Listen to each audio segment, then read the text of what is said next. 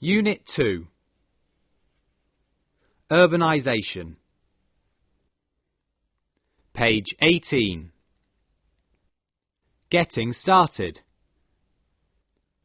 Activity 1.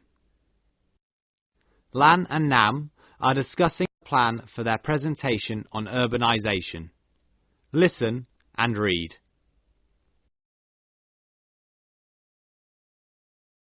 Hi, Lan.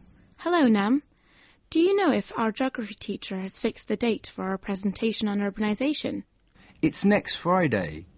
It's time we finalise the content. How long should we talk? Well, it is recommended that the presentation be no more than 15 minutes. There is also a 5-minute Q&A session. Well, we'd better work together, or we might not prepare well for it. You're right. I think we should start with the definition of urbanisation and perhaps mention some of its causes, such as lack of resources in rural areas and better work opportunities in urban areas. I agree.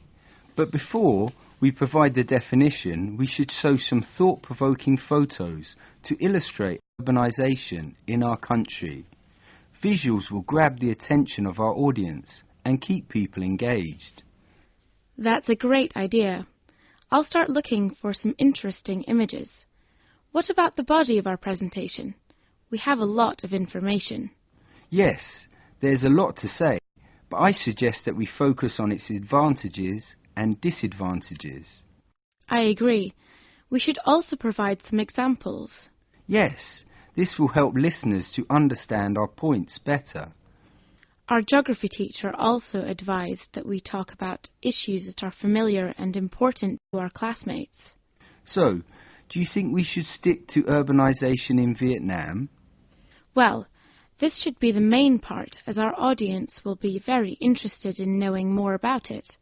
But we could also mention urbanisation in well-known places, like the UK and USA, where most of the population now lives in urban areas. Yes, it's important that we talk about how developed countries have solved the urbanisation problems and propose some solutions to those in Vietnam. That would be interesting, but it would make our presentation too long. We shouldn't overload people with information, or else they'll just switch off. We could instead mention some solutions and government initiatives in the conclusion. Well, is it really necessary that we include new information in the conclusion?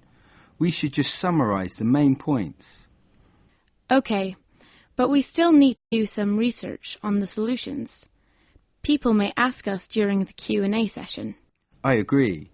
So shall we start creating the PowerPoint slides then, and